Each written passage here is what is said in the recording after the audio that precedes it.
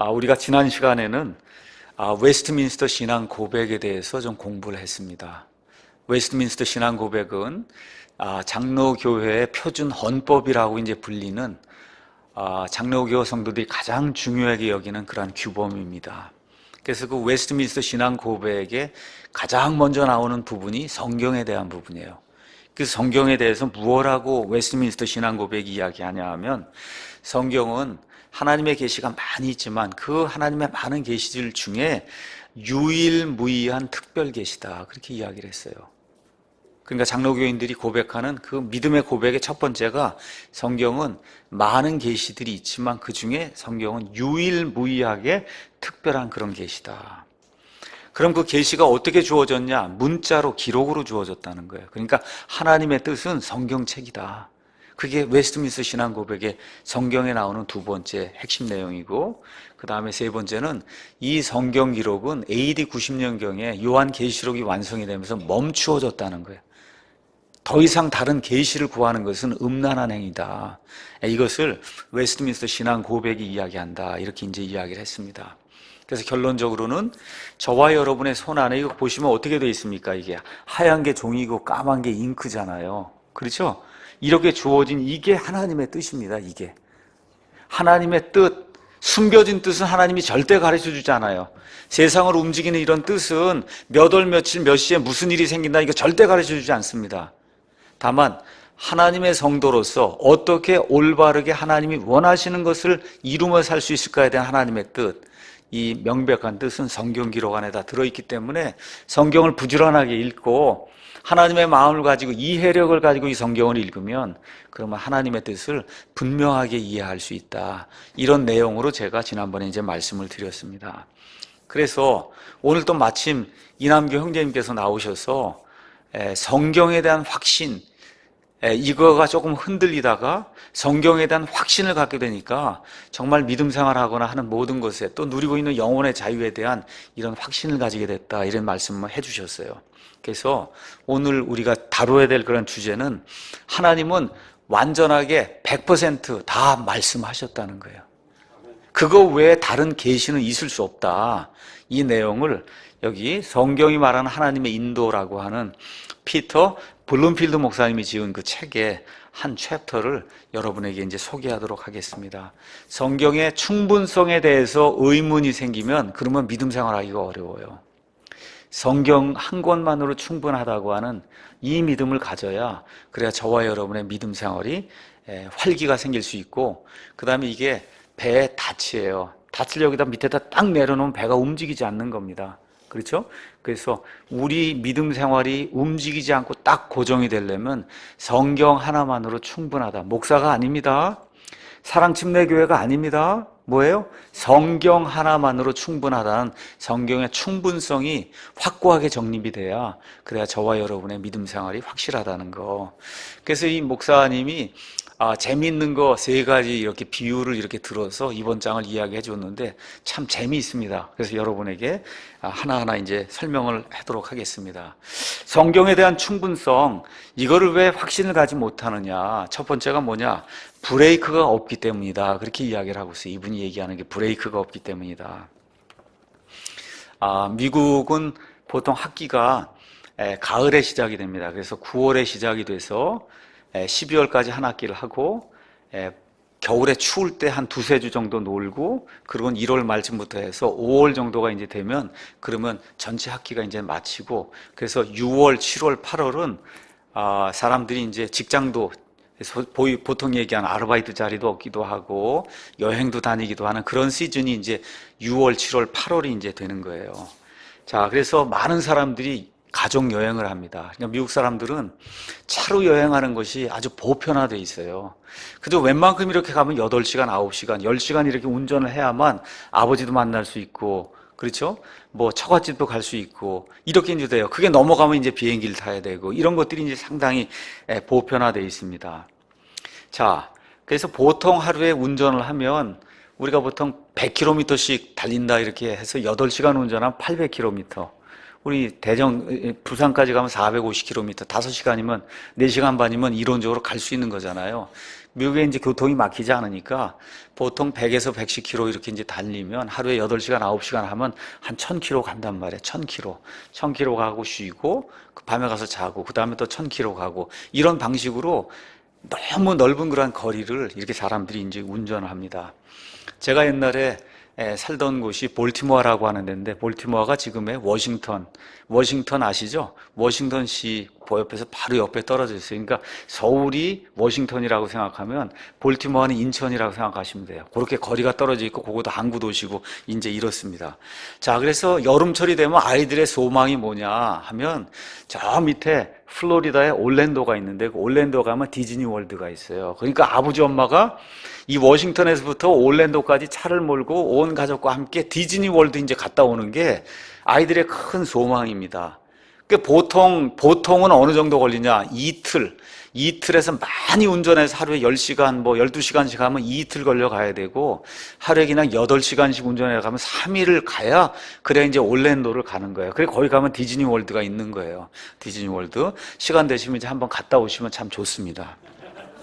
자, 드디어 이제 아이들 소망에 따라 여름방학이 돼서 아빠 엄마가 계획하던 거 해갖고 열흘 이제 스케줄을 잡고, 그리고 이제 디즈니 월드로 이제 내려가기로 했어요. 목적지가 어디냐? 플로리다주의 올랜도입니다. 올랜도. 그렇죠? 그래서 이제 도시를 지나고, 강을 지나고, 산을 지나고, 계곡이 있고, 이렇게 이제 하면서 샤난도, 리버 이런 거 나오고 하는데, 이제 해서 내려가는데, 그러면 이제 이정표가 나오기 시작해요. 여기 이제 볼티모어, 그 다음에 워싱턴, 떠났으니까 린치버그, 뭐가 이렇게 나오면서 이제 계속해서 이제 나오기 시작해요. 여러분, 우리나라도 도로가 있는데, 우리나라는 도로를 별로 이렇게 번호를 안 불러요. 그렇죠? 200번 도로, 400번, 여기는 안 하는데, 미국은 다 도로 번호를 불러요, 도로를. 그래서 남북으로 돼 있는 건 홀수입니다. 홀수. 남북으로 길이 나 있는 건 홀수 번호. 그러니까 저 같은 경우, 볼티모어에서 올랜도까지 남쪽으로 내려가면 95번을 타야 돼요. 반대로, 동쪽에서 서쪽이고 이렇게 왔다 갔다 하는 건 짝수로 돼 있어요. 이렇게 돼서 예를 들어 볼티모어에서 저쪽에 있는 오레곤주까지 이렇게 가야 돼. 그럼 70번 도로를 타야 돼요. 70번. 자, 그럼 이제 예를 들어 95번 도로를 타고 이제 쭉 내려가면 올랜도는 저 밑에 있는 거예요. 1500km고 얼마 이제 밑에 있으니까, 처음에 떠날 때 볼티모어 떠나면 저 밑에 60km, 70km 가면 워싱턴 사인이 나와요. 워싱턴에 얼마 지나가면 리치몬드 사인이 나와요. 이렇게 가면서 쭉 나오는데 올랜도는 아직 안 나옵니다. 어디쯤 가야 올랜도가 나오냐? 올랜도에서 한 100km 정도 떨어지는데 도착해야 드디어 앞으로 얼마 가면 올랜도가 나오고, 얼마 가면 이렇게 이제 올랜도가 이제 나오기 시작하는 거예요. 드디어 올랜도가 이제 나오기 시작했어요. 이게 무슨 얘기야? 이제 올랜도가 가까이 다가온 겁니다. 그래서 이틀 동안 내내 운전해갖고, 그래서 첫째 날 한 10시간 운전하고 가서 모텔에 가서 자고, 그 다음날 한 10시간 운전해서 드디어 가니까 이제 올랜도가 이제 나온 거예요. 그래서 올랜도 가면 어떻게 해요? 차를 멈추어 섰잖아요. 그렇죠? 드디어 다 온 거예요. 그럼 여러분, 이정표가 더 필요할까 안 필요할까? 올랜도에 다 왔는데 이제 더 이상 필요가 없는 거죠. 어떻게 엔진 끄고 브레이크 걸고 이제 들어가서 자고, 거기 간 목적이 디즈니 월드가 아닌가요? 그 앞에 이제 디즈니 가서 며칠 놀고, 그리고 다시 올라가면 이제 모든 것이 끝나는 거예요. 근데 아빠가 엄청나게 이상한 말을 하기 시작하는 거예요. 아이들하고 자기 아내가 다 있는데, 우리 이 여행길이 얼마나 좋았는지 알 수가 없어. 이 여행길에 내가 너무 익숙해 있어갖고, 날마다 새로운 이정표가 나니까 얼마나 좋은지 몰라. 며칠 이렇게 오니까 쉴 수가 없네. 우리 또 가야 되겠어. 지금 처음에 온 목표가 어디예요, 지금? 올랜도 오자고 했는데, 이 사람이 가다가 정신이 지금 잘못, 가서 계속 보니까 이정표가 바뀌고, 산이 바뀌고, 계곡이 바뀌고 그러니까, 올랜도 가는 거 거기 브레이크를 세우는 게 아니라 내일부터 더 밑으로 가자. 이렇게 지금 얘기가 되는 거야. 우리 계속 차를 타고 가자. 그러고는 아빠가 고집을 피우고, 그 다음날 일어나서 또 계속해서 차를 몰고 가면, 그럼 어떻게 되는 거야? 목적지를 통과해서 그 이후부터 더 나가면 목적지에서 점점 더 가까워지는 거예요? 멀어지는 거예요? 멀어지는 거라는 거예요. 성경이라는 이 계시가 그렇게 돼 있는 거예요, 여러분. 이 계시가 지금부터 4000년 전에 아브라함이 살았어요. 아브라함에게 이 책이 있었을까요, 없었을까요, 여러분? 있었어요, 없었어요? 노아에게 이 책이 있었어요, 없었어요? 자, 그로부터 지나서 지금부터 3500년 전에 모세가 나왔습니다. 모세가 뭘 기록했어요? 모세 오경을 기록했으면 이 책이 있어요, 없어요? 전체가 없지요. 없습니다. 그렇죠? 그게 뭐예요? 계시가 정점을 향해서 나가는 거. 우리 올랜도 가듯이 쭉 정점을 향해서 이정표가 변하고 이렇게 변하고 변해갖고 드디어 여기 꼴이 나는 여기까지 지금 나가는 게 이게 성경의 계시예요. 계시가 계속해서 발전해 나간단 말이에요. 아주 초보적인 것에서 고등한 것으로 계시가 발전해 나가고, 구약은 그림자에서 나중에 신약이 되면서 실체로 바뀌어지고, 구약은 약속에서 신약이 오면서 성취로 바뀌어지고, 씨앗을 뿌렸는데 나중에 나무로 다 해서 순서 있게 이렇게 쭉 발전해 가는 거예요. 이 반대로 되는 일이 있을까요, 없을까요? 여러분, 여기서 떠나서 올랜도 가면 계속 가면 반대로는 안 가요. 어느 쪽으로 가는 거예요? 올랜도 쪽으로 계속 이제 가는 거예요. 이게 마치 뭐냐, 저기 관역을 향해서 화살을 쐈단 말이에요. 그 화살이 계속해서 어디로 가는 겁니까? 관역을 향해서 쭉쭉 가다 결국 관역에서 딱 하면 어떻게 돼? 서야 되는 거죠. 그렇죠? 그럼 이 성경의 계시가 발전한단 말이야. 창세기, 출애굽기, 레위기, 민수기 이렇게 되면서 계시가 쭉쭉쭉쭉 이렇게 발전해 나가잖아요. 그렇죠? 그 안에 대언서가 있고, 그 안에 시편의 말씀이 있고, 그 안에 역사서가 있고, 이렇게 쭉쭉쭉쭉쭉 해서 쭉 나가면서 맨 끝에 관역이 있는데, 이 관역이 뭘까요? 어디 가서 멈춰야 될 거 아닙니까? 이 관역이 뭐예요? 요한계시록인데, 그게 어떤 것이 관역이냐? 예수님이 관역이에요. 예수님이 관역. 한번 가서 볼까요? 히브리서 1장 가서 보겠습니다. 히브리서 1장 말씀 가서 보니까 이렇게 기록이 되어 있습니다. 제가 설명한 것을 이해하시면서 들어보시면, 지나간 때에는 여러 시대 다양한 방식으로 대언자를 통하여 조상들에게 말씀하신 하나님께서 어떻게 이정표 하나하나, 이 대언자가 이정표라고 생각해요. 하나 하면서 어디로 가는 거예요? 지금 목표를 향해서 가는데, 그 목표가 뭐냐? 이 마지막 날들에는, 브레이크를 세워야 될 이 마지막 날들에는 자신의 아들을 통하여 우리에게 말씀하셨으며, 그분을 모든 것의 상속자로 정하시고, 또 그분으로 말미암아 세상들을 만드셨느니라. 그러니까 계시의 정점은 누구예요? 예수님이란 말이에요. 예수님. 그러니까 예수님이 목표고 정점인데, 이거를 벗어나면 어떻게 돼요? 정점이라는 건 이렇게 산이 이렇게 있으면 여기가 이게 정점이란 말이에요. 여기까지 해서 계시가 변화가 되어 여기까지 올라왔어요. 여기서 멈춰야지. 여기서 더 나가면 어떻게? 이제부터는 떨어져 나가는 거예요. 떨어져 나가는 거다. 더 나가기 시작하면 어떻게 돼요? 관역에서 점점 멀어지는 거예요. 무슨 이야기인지 이해하시겠죠? 예. 그러니까 다시 말씀드려, 하나님의 완전한 계시는 예수님으로 인해서 거기서 끝이 난 겁니다. 예수님 이후에 더 가면 안 되는 거예요. 다시 말씀드려, 하나님이 주고자 하는 모든 것을 이미 다 주셨어요. 그래서 예수님 오셔서 다 말씀해 주시고, 그걸 기록으로 남겨놓은 게 어디까지 간 거예요? 요한계시록까지 간 거예요. 여러분 이해하시겠습니까? 예, 그러니까 예수님 승천 이후에 요한계시록이 완성이 될 때까지, 그게 뭐 예수님의 모든 행적과 앞으로 이루어질 그런 모든 일, 예수님이 요한계시록도 직접 사도 요한에게 보여주신 거잖아요. 그렇죠? 거기서 계시가 끝이 나야지. 그거 이상을 넘어가면 목표물을 점점 벗어나는 겁니다. 그거 이상을 넘어가면 정점에서 점점 내려가는 거예요. 이거를 저와 여러분이 꼭 기억을 하셔야 돼요. 그래서 어디에서 끝나냐, 계시가? 요한계시록 22장 21절 한번 가서 볼까요? 요한계시록 22장 21절, 거기에서 계시가 끝난 거예요. 맨 마지막 말이 뭐예요? 아멘. 여러분, 아멘, 그렇게 끝난 거예요. 그걸 다 끝난 거예요. 더 이상 나가면 안 되는 겁니다. 그래서 하나님께서 변화산상에서 예수님의 제자들에게 무엇라고 말씀하시냐? 마가복음 9장 7절에 이 사람은 내 사랑하는 아들이니 너희는 그의 말을 들어라. 여러분, 그걸 다 계시가 끝이 난 거예요. 예수님이 정점이에요. 예수님이 정점이에요. 그 가는 동안에 여러 대언자도 있고 꿈도 있고, 그 다음에 환상계시도 있고, 그 다음에 두림과 운밈도 있고, 홍해바다 사건도 있고, 다 있었어요. 그게 다 여기까지 가는 동안에 뭐야? 다 이정표예요. 근데 그 끝이 어디라고요? 끝이 어디예요? 예수님이에요. 그 예수님 여기까지 왔는데 왜 굳이 옛날 걸 자꾸 찾으려고 그러냔 말이에요. 그건 아니죠. 우리의 목표가 뭐예요? 예수님인데, 예수님 전에 있던 모세를 찾고, 예수님 전에 있던 꿈을 찾고, 예수님 전에 있던 환상계시를 찾으면 안 된다는 거예요. 이건 점점 목표에서 물러나는 거다. 다시 한번 말씀드리면, 계시록 22장 21절이 하나님이 저와 여러분에게 주고자 하시는 하나님의 뜻, 그 모든 것에 브레이크예요. 거기가.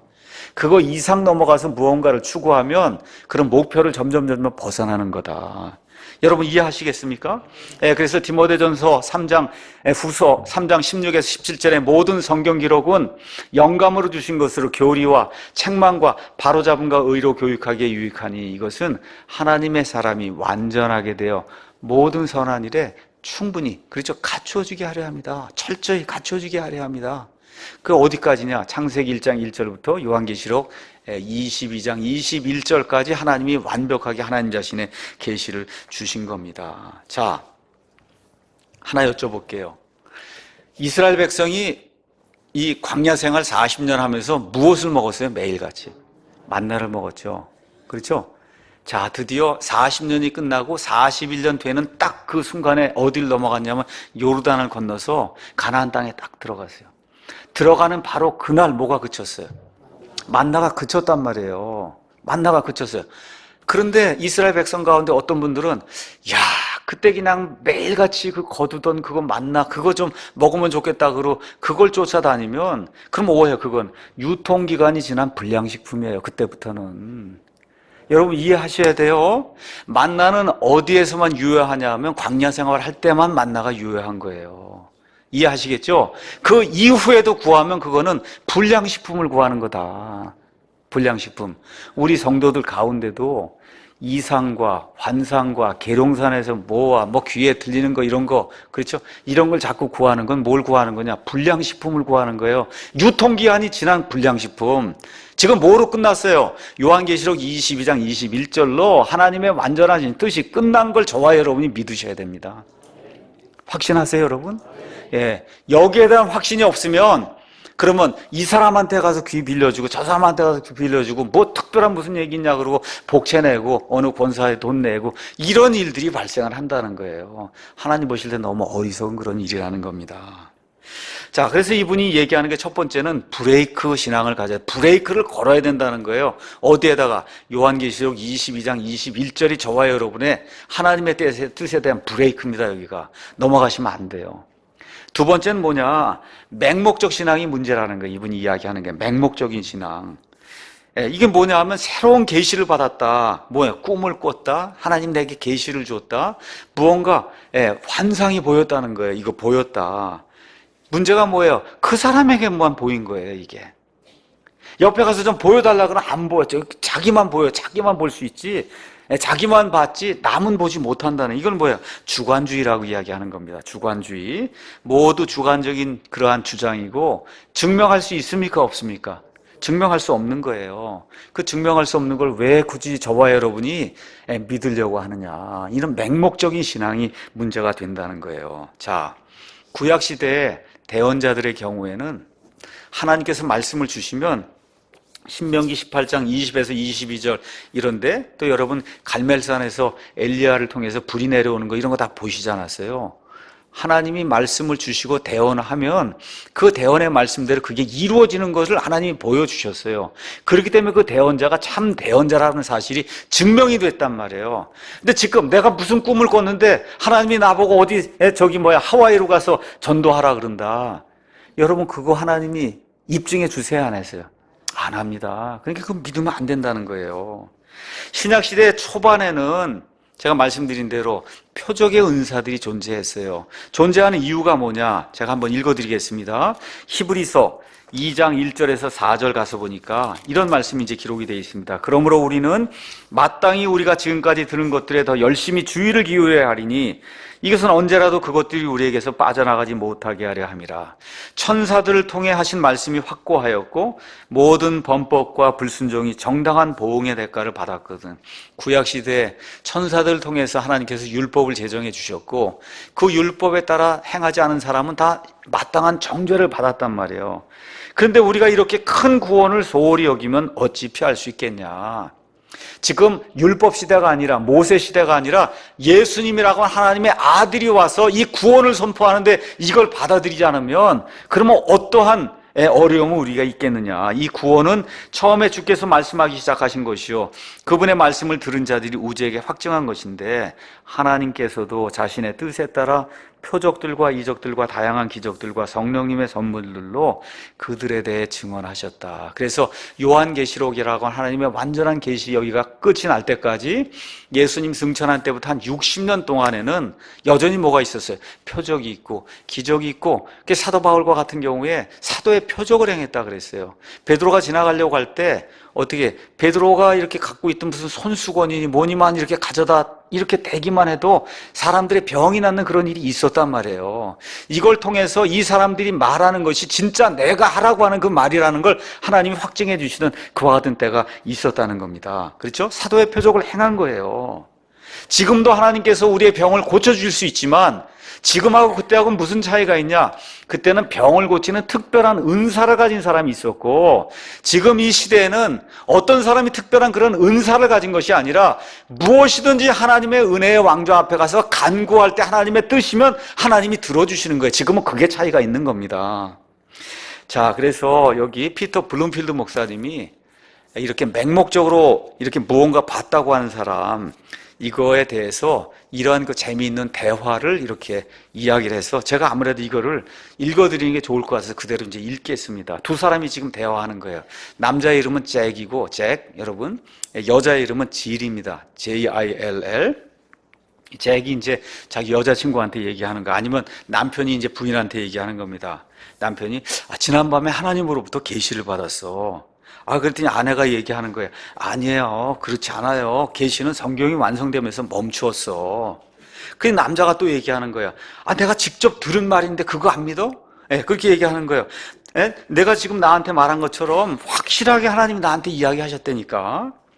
그랬더니 여자가 얘기하는 거, 잭, 내가 무언가를 경험하게 한 것 같은데 그건 잘못 해석한 거야. 그러니까 남자가, 아니 내가 어떻게 감히 나한테 그런 말을 해? 내가 분명히 들었다니까. 나한테 일어난 일이라고. 이거 확실한 일이야. 무슨 근거에서 이게 틀렸다고 너가 나한테 그렇게 이야기해. 서로 싸우는 거예요. 그랬더니 여자가, 대부분의 여자가 옳거든요. 현명하고. 그래서 올바른 성경적 가르침과 정통 기독교 신앙에 근거해서 내가 얘기하는 거야. 우리 목사님도 옛날에 설명하지 않았어. 하나님이 자신의 모든 뜻은 성경을 통해 완벽하게 100%다 이야기하셨다. 역사적인 증거도, 성경적인 증거도, 신학적인 증거도 목사님이 다 이야기해 주지 않았냐. 참교회, 예수님의 참된 교회는 처음부터 끝까지 이런 것들을 믿지 않았고, 분파주의자들이나 경건주의자들 이런 사람들만이 성경 외에 다른 계시가 있는 거라고 이 목사님이 분명히 보여주지 않았냐. 그랬더니 남자가 얘기하는 거, 그거 참 안 됐네. 하나님이 나한테 분명히 얘기했는데, 그래서 내가 이단을 믿는 건가? 그렇게 얘기하니까 여자가, 좋아, 그렇다면 개신교 신조들이 어떤 부분을 잘못 이해하고 있는 건지 나한테 한번 설명을 해봐. 우리 웨스트민스터 신앙고백도 살펴보고 런던 우리 침례기 신앙고백도 다 살펴보고 다 이랬는데 하나 한번 살펴보라고. 그 안에 뭐가 잘못 있는가? 그랬더니 남자가 이제 얘기하는 거예요. 넌 바로 그게 문제야. 너는 너무 지적으로 모든 걸 생각하고 이 감정적으로 하나님이 내게 이렇게 말씀해 주는 거, 이런 거에는 왜 이런 걸 무시하지? 기독교는 원래 교리적으로 정확한 게 아니야. 이게 이 하나님이 또 지금도 이야기하신다니까. 그렇게 이야기를 하는 거예요. 그러니까 성경을 최종권이라고 생각하고 성경에만 머리를 박고 있지 말고 성령님의 인도에 좀 마음을 좀 열어서 하나님이 내게 얘기하는 걸 들어야 된다고. 그렇죠? 그러니까 이제 여자가 다시 한번 얘기하는 거예요. 잭, 지금 내가 얘기한 거 잘 보니까 너를 제외한 모든 사람이 다 틀렸다는 얘기인데 그거 좀 걱정되는 얘기 아니야? 내가 분명히 봤다. 그러니까 내가 맞는 거고, 그거 틀린다고 얘기하면 다 틀렸다고 얘기하니 너만 옳고 다른 사람은 다 틀리다고 얘기하면 이게 맞는 거냐. 그랬더니 남자가 다시 한번 이야기하는 거예요. 너한테 내가 다시 한번 얘기하겠는데 너는 너무 객관적인 거, 성경이라는 이런 객관적인 것만 너무 의존하는데 이렇게 하면 하나님의 영을 거부하는 그런 위험에 빠지게 되고, 그게 일반 교회에서 뭐라 그래? 성령 회방죄야. 그렇죠?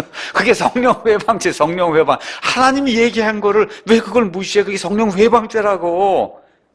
그랬더니 여자가 마지막으로, 나는 하나님이 성경에서 말씀하신 모든 것을 다 믿고 거기에서 제대로 추론할 수 있는 모든 것을 다 믿어. 참된 신앙은 합리적이지 너처럼 맹목적인 거 이거 추구하는 게 참된 신앙이 아니야.